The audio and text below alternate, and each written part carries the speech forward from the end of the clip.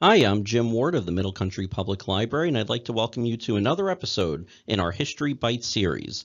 Today we will discuss the Tet Offensive during the Vietnam War, which was an attack by the North Vietnamese that they hoped would break the stalemate between North Vietnam and U.S.-backed South Vietnam. By December 1967, there were indications to U.S. military commanders in the South Vietnamese capital of Saigon that the Viet Cong and the North Vietnamese were preparing for a major military campaign. The offensive was preceded by broadcasts from the clandestine Liberation Radio Network, in which the Alliance of National, Democratic, and Peace Forces, an urban front group established by the Viet Cong, exhorted the South Vietnamese people to rise in open revolt against the Saigon government. Citizens were called on to side with the ranks of the people and to give their arms and ammunition to the Revolutionary Armed Forces. As the celebration of the Lunar New Year, the Tet holiday is the most important holiday on the Vietnamese calendar.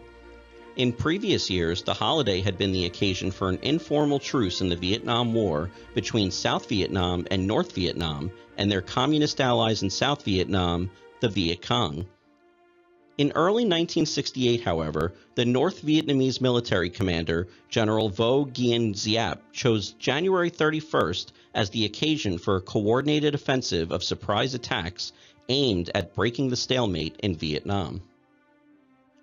In preparation for the planned offensive, Giap and his troops in the People's Army of Vietnam, or PAVN, launched a series of attacks in the fall of 1967 on isolated American garrisons in the highlands of central Vietnam and along the Laotian and Cambodian frontiers. On January 21, 1968, PAVN forces began a massive artillery bombardment of the U.S. Marine garrison at Khe Sanh, located on the principal road from northern South Vietnam into Laos. As President Lyndon B. Johnson and General William Westmoreland focused their attention on the defense of Khe Sanh, Giap's 70,000 poised to begin their true objective, the Tet Offensive. On the early morning of January 30, 1968, Viet Cong forces attacked 13 cities in central South Vietnam, just as many families began their observances of the Lunar New Year. 24 hours later, PAVN and Viet Cong forces struck a number of other targets throughout South Vietnam, including cities, towns, government buildings, and U.S. or Army of the Republic of South Vietnam, also known as ARVN, military bases throughout South Vietnam, in a total of more than 120 attacks. In a particularly bold attack on the U.S. Embassy in Saigon, a Viet Cong platoon got inside the complex's courtyard before U.S. forces destroyed it. The audacious attack on the U.S. Embassy and its initial success stunned American and international observers who saw images of the carnage broadcast on television as it occurred. In sudden attacks on urban areas throughout South Vietnam, North Vietnamese forces struck and briefly held portions of Saigon and 36 of the country's 44 provincial capitals. In Saigon, attackers also penetrated the presidential palace.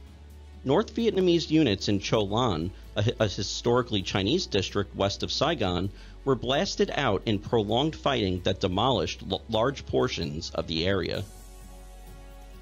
Particularly intense fighting took place in the city of Hue, located on the Perfume River some 50 miles south of the border between North and South Vietnam. The Battle of Hue would rage for more than 3 weeks after PAVN and Viet Cong forces burst into the city on January 31st, easily overwhelming the government forces there and taking control of the city's ancient citadel.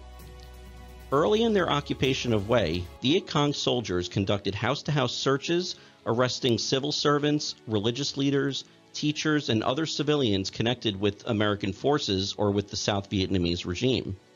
They executed these so-called counter-revolutionaries and buried their bodies in mass graves. U.S. and ARVN forces discovered evidence of the massacre after they regained control of the city on February 26th. In addition to more than 2,800 bodies, another 3,000 residents were missing, and the occupying forces had destroyed many of the city's grand temples, palaces, and other monuments.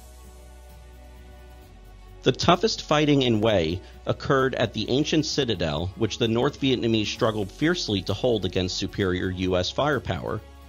In scenes of carnage recorded on film by numerous television crews on the scene, nearly 150 U.S. Marines were killed in the Battle of Hue, along with some 400 South Vietnamese troops. On the North Vietnamese side, an estimated 5,000 soldiers were killed, most of them hit by American air and artillery strikes. What I saw was probably the most intense ground fighting on a sustained basis over several days of any other period during the war, Howard Prince, a U.S. Army captain, later said. U.S. and South Vietnamese casualties numbered 12,727, including more than 2,600 fatalities. Although U.S. commanders generally held a low opinion of the Army of the Republic of South Vietnam, South Vietnamese soldiers fought with bravery and tenacity during the Tet Offensive. The South Vietnamese government reported that 7,721 civilians were killed in the fighting during the offensive, while an additional 18,516 were wounded. Throughout the country, some 75,000 homes were damaged or destroyed. More than 670,000 people were declared refugees, raising the total number of internally displaced persons in South Vietnam to some 1.5 million. Initial United States Information Agency estimates placed the number of North Vietnamese and Viet Cong dead at 60,000, with 24,000 weapons captured.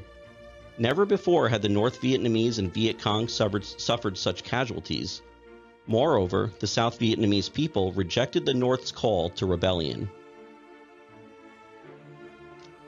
General William Westmoreland requested more than 200,000 new troops in order to mount an effective counteroffensive, an escalation that many Americans saw as an act of desperation. As anti-war sentiment and Vietnam War protests on the home front gathered strength, some of Johnson's advisors in the White House that had supported past military buildup in Vietnam, including soon-to-be Secretary of Defense Clark Clifford, now argued for scaling back U.S. involvement. On March 31, 1968, a beleaguered President Johnson declared that he was limiting the bombing of North Vietnam to the area below the 20th parallel, thus sparing 90% of communist-held territory, and calling for negotiations to end the war. At the same time, Johnson announced he would not run for re-election that November. Though peace talks would drag on for another 5 years, during which more American soldiers were killed than in the previous years of the conflict, Johnson's decision to halt escalation after the Tet Offensive marked a crucial turning point in American participation in the war in Vietnam. Thank you for joining us for today's episode. If you enjoyed it, click like, and if you watched on YouTube, hit subscribe. Thanks so much, and we'll see you all next time.